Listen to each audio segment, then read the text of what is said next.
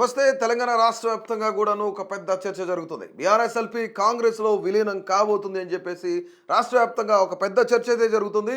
ఇక అసెంబ్లీలో బీఆర్ఎస్ను ఖాళీ చేయించాలనే ఆలోచనతో కాంగ్రెస్ కూడా వ్యూహం రచిస్తూ ఉంది. ముఖ్యంగా సీఎం రేవంత్ రెడ్డి కూడాను బీఆర్ఎస్ఎల్పీని కాంగ్రెస్లో విలీనం అయ్యే విధంగా కూడాను ఆయన వ్యూహరచన చేస్తున్నట్లు తెలుస్తుంది. ముఖ్యంగా ఇప్పటికే ప్రస్తుతం 10 మంది బీఆర్ఎస్ ఎమ్మెల్యేలు బీఆర్ఎస్ నుంచి కాంగ్రెస్లోకి జాయిన్ అయిన పరిస్థితి ఉంది. ఒక్కసారి కాంగ్రెస్లో జాయిన్ అయిన బీఆర్ఎస్ ఎమ్మెల్యేల గురించి మనం ఒకసారి చూసినట్లయితే పోచారం శ్రీనివాసరెడ్డి బాన్సువాడ నియోజకవర్గం నుంచి ఆయన బీఆర్ఎస్ నుంచి కాంగ్రెస్లో జాయిన్ అయ్యారు. డాక్టర్ సంజయ్ కుమార్ జగిత్యాల నియోజకవర్గం, గూడెం మహిపాల్ రెడ్డి పటాన్ చెరువు, అలాగే ప్రకాష్ గౌడ్ రాజేంద్ర నగర్ నుంచి, అలాగే అరికేపుడి గాంధీ శేర్లింగంపల్లి, కాలే యాదయ్య చేవేళ్ల, తెల్లం వెంకట్రావు భద్రాచలం, దానం నాగేందర్ ఖైరతాబాద్, అలాగే బండ్ల కృష్ణమోహన్ గద్వాల్, ఇక స్టేషన్ గన్పూర్ నుంచి కడియం శ్రీహరి కూడాను ఈ 10 మంది ఎమ్మెల్యేలు కూడాను బీఆర్ఎస్ నుంచి కాంగ్రెస్లో జాయిన్ అయిన పరిస్థితి ఉంది. మొత్తం ఇప్పుడు అసెంబ్లీలో బీఆర్ఎస్కి ఉన్న పర్సంటేజ్ మనం చూసినట్లయితే దాదాపుగా 2/3 ఆఫ్ ది ఎమ్మెల్యేలందరినీ కూడాను బీఆర్ఎస్ నుంచి కాంగ్రెస్లో జాయిన్ చేసుకుంటే సో ఖచ్చితంగా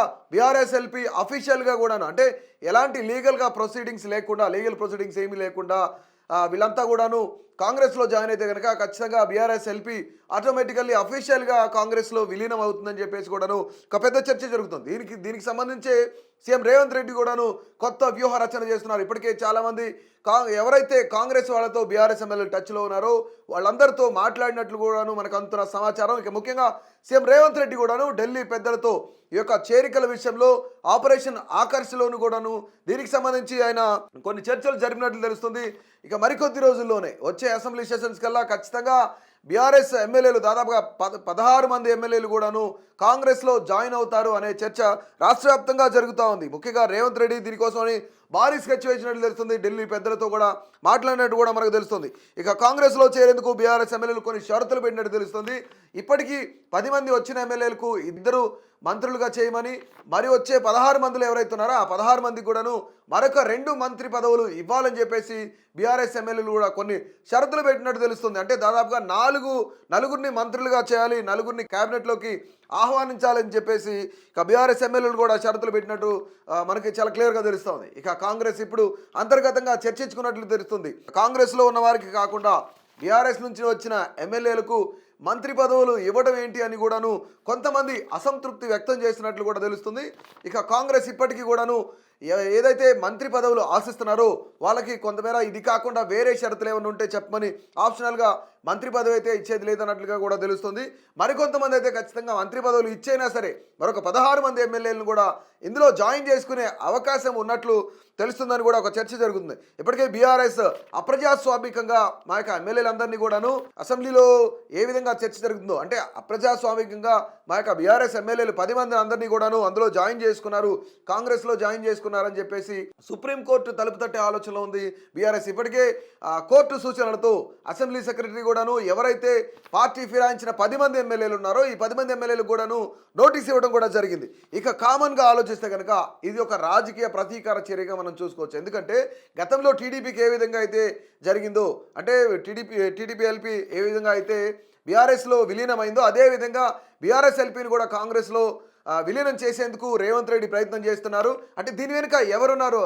నిజంగానే టీడీపీకి ఆ రోజు అన్యాయం జరిగింది కాబట్టి ఈ యొక్క విలీనం వెనుక చంద్రబాబు నాయుడు ఉన్నాడా, రేవంత్ రెడ్డికి సపోర్ట్గా ఉన్నాడా, రేవంత్ రెడ్డికి సూచనలు చేస్తున్నాడా అన్నట్లుగా కూడా ఇక్కడ ఒక చర్చ జరుగుతోంది. ఎవరైతే 26 మంది ఉంటారో అంటే ఈ 10 మంది జాయిన్ అయిన వాళ్ళలో 2 మరొక 16 మందిలో మరొక 2 మంత్రుల పదవులు ఇవ్వాలని చెప్పేసి బీఆర్ఎస్ ఎమ్మెల్యేలు కూడా కొన్ని షరతులు పెట్టినట్టు తెలుస్తోంది.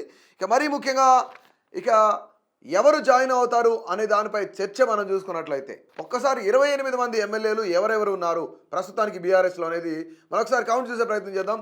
కేసీఆర్, కేటీఆర్, హరీష్ రావు, అలాగే పాడి కౌశిక్ రెడ్డి హుజురాబాద్ నియోజకవర్గం నుంచి, సబితా ఇంద్రారెడ్డి మహేశ్వరం నియోజకవర్గం, అలాగే వివేకానంద గౌడ్ కుత్బుల్లాపూర్ నుంచి, అలాగే కోవా లక్ష్మి ఆసిఫాబాద్ నియోజకవర్గం, అనిల్ జాదవ్ బౌద్ నియోజకవర్గం, అలాగే వేముల ప్రశాంత్ రెడ్డి బాల్కొండ నియోజకవర్గం నుంచి వేముల ప్రశాంత్ రెడ్డి కేసీఆర్కి చాలా దగ్గరగా ఉంటాడు, సన్నిహితంగా ఉంటాడు.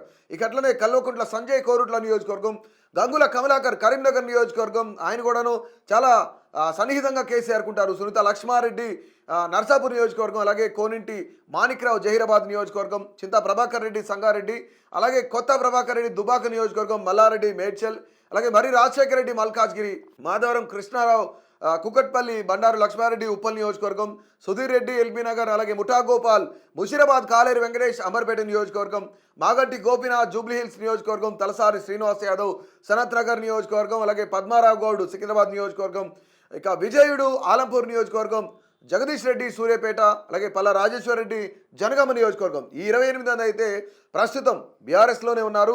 ఇక 9 మంది ఎవరు ముఖ్యంగా జాయిన్ అయ్యే అవకాశం ఉంది. ఒక 9 మంది మీద అయితే ఒక అంచనాకు వచ్చారు. అంటే దాదాపు 16 మంది కావాలి.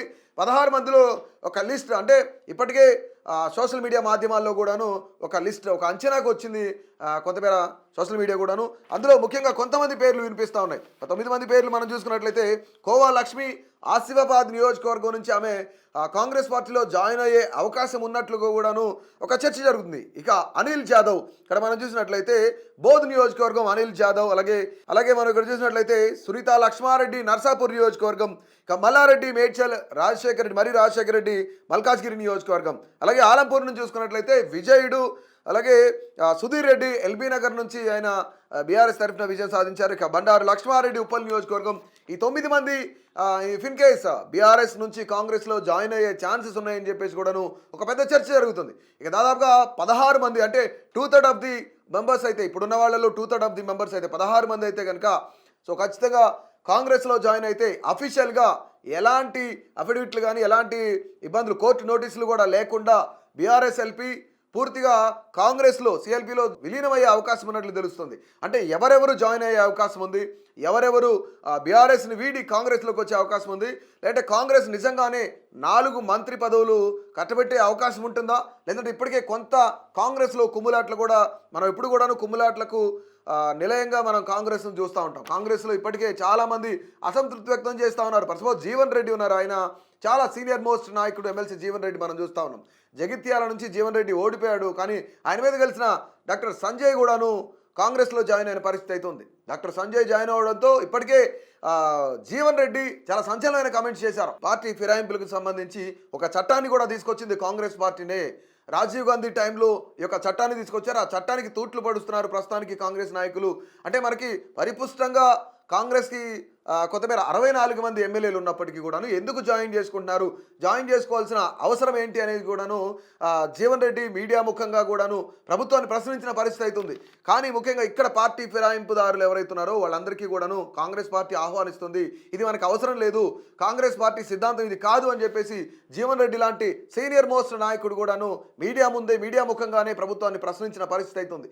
సో ముఖ్యంగా ఓవరాల్గా మనం చూసుకున్నట్లయితే ఈ 9 మంది మరొకసారి చూసినట్లయితే కోవా లక్ష్మి కానివ్వండి, అనిల్ జాదవ్, కోరుట్ల నుంచి సంజయ్, కల్వకుంట్ల సంజయ్, సునీత లక్ష్మారెడ్డి, మల్లారెడ్డి రాజశేఖర రెడ్డి, అలాగే విజయుడు, సుధీర్ రెడ్డి, బండారు లక్ష్మారెడ్డితో పాటు ఒక అంచనాకు వచ్చారు. వీళ్ళు పార్టీకి కొంతమేర కాంగ్రెస్ పార్టీకి టచ్లో ఉన్నారు, బీఆర్ఎస్ నుంచి కాంగ్రెస్లో జాయిన్ అయ్యే అవకాశం ఉంది అని చెప్పేసి ఒక పెద్ద చర్చ కూడా నడుస్తుంది. సో మొత్తానికి 28 మందిలో ఎవరెవరు బీఆర్ఎస్ని వీడి కాంగ్రెస్లో జాయిన్ అయ్యే అవకాశం ఉంది, కాంగ్రెస్ పార్టీ ముఖ్యంగా 4 మంత్రులను చేసే అవకాశం ఉందా లేదా, ఇఫ్ ఇన్ కేస్ ఈ 16 మంది కనుక జాయిన్ అయితే కాంగ్రెస్లో మళ్ళీ కుమ్ములాట్ల పర్వం మొదలయ్యే అవకాశం ఉందా లేదా అనేది కూడాను ప్రతి ఒక్కరు కూడా మీ యొక్క అభిప్రాయాన్ని తప్పకుండా తెలియజేయండి.